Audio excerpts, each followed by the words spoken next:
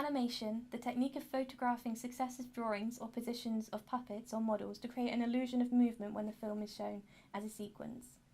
Or, put simply, the manipulation of electronic images by means of a computer in order to create moving images. I'm your host Sophie, and today I will be walking you through the history and techniques of 2D animation. So let's get started. As previously mentioned, animation is a sequence of images that is edited together to create the illusion of movement. And there are also several different types of animation, such as 2D, 3D, stop motion, claymation, and several others. But I'm going to focus on 2D animation, more specifically, traditional animation and computer animation. Before we get into the differences between traditional and computer animation, I want to briefly cover animation as a whole. Looking at when animation was first introduced, the earliest records of animation was back in 1833, when the phenakistoscope was introduced. To summarise what exactly it is, it's a spinning disc attached vertically to a handle, with a series of images displayed around the disc's centre. It was viewed through the small slits of the disc to look at the images reflected through a mirror. It was invented by Joseph Plateau and Simon Stamfer back in 1832 and provided the basis for the zoetrope, 1866, the flipbook, 1868, and the praxinoscope, 1877, and cinematography. From this point in time, animation has developed over the years, along with the technology we use to create it. For example, in 1914, a popular animated film that was created by Winsor McCay was Gertie the Dinosaur. This film was made using techniques such as keyframe, registered marks, and animation loop, and is sometimes known as the oldest cartoon film. It was an interactive film where the character was given instructions and was animated to do what she was told. After Gertie, it wasn't long until a young animator named Walt Disney came along. An animation called Steamboat Willie was released in 1928, and it was the first animated film to include sound. Although the first few computer animated films were very basic to say least, it nevertheless changed the way animation was done.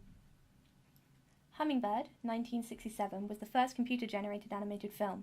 It was made using 30,000 images and 25 motion sequences generated by a computer.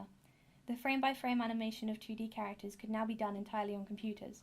Not only did it make the process less arduous, it gave graphic artists more control, and they were able to produce content without the use of actors, expensive set pieces, or props. When it comes to animators in the creative industry, several are well known.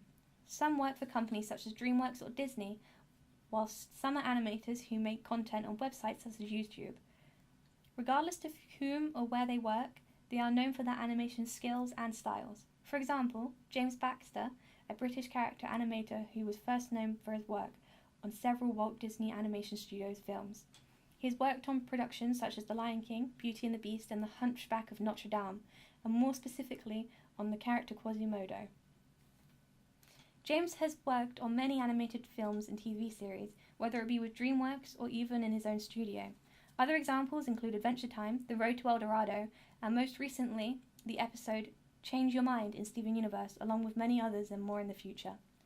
One of the most basic benefits of cell animation was less consumption of time. Not having to recreate entire frames helped animators work more efficiently.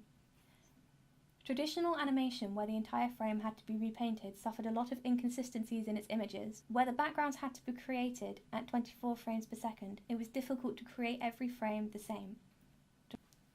After a frame was shot, animators would wash the cell sheets and repaint them again, hence reusing a single cell sheet multiple times. Examples of this technique were used in productions such as Snow White and the Seven Dwarfs, Pinocchio, and Bambi.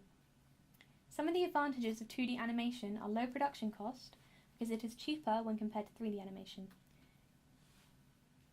It's quick and saves time. The production lead time for 2D animation is low and is quicker to produce. Simple and less complex. 2D involves less technology and software, and hence is easier to produce when compared to 3D. Basic controls. It is easy to handle without any tutorials. Some of the disadvantages of 2D animation are it can be boring, because traditional animation can sometimes seem to be tedious. Most people prefer to watch 3D animated movies as compared to 2D.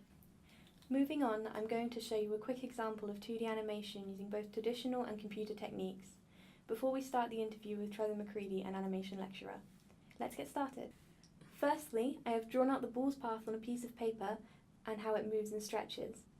Then I have put it into my animation program to use as a guide. Now I have drawn up a simple ball in my library as a graphic and placed it where I want my first frame to begin. I have also made the length of this animation 24 frames, 1 second, long, as it is only a quick movement. We are going to be using Motion Tween for this, so select your 24 frames, right-click, and select Create Motion Tween. If your ball is not a symbol, don't worry. All that will happen is a tab will appear and tell you Animate needs to make the ball a symbol for you to make your motion tween. Click OK and it will make your circle a symbol automatically. Moving on, now that you have your circle symbol, scroll along your timeline for the 5th frame and move your ball to the floor and alter it using the free transform tool to look as if it has been flattened.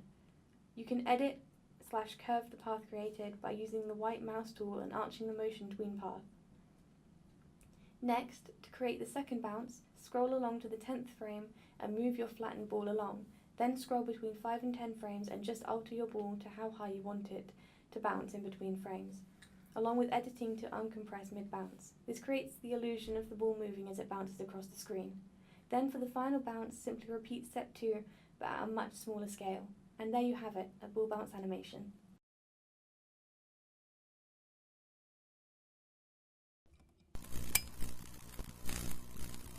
What made you want to become an animator? What were your motives? Started wanting to know about visual language, went into graphics. When at uni, I was introduced to animation software so I could tell stories.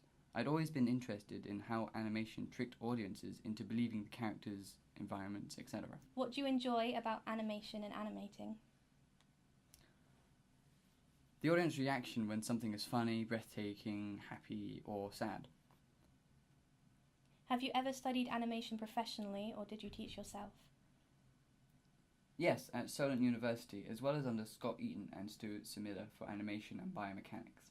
Also produced work for ad agencies and a charity piece for an asylum charity. What technique between 2D hand-drawn and 2D computer-drawn animation do you prefer and why? No preference, good drawing is good drawing. What is your favourite example of either of these techniques? For example, a film or animated series that uses this technique. I love Dragon Prince at the moment. Although it's 3D, the concepts and sketches for the characters are excellent and prove that without classic drawing skills, 3D isn't enough.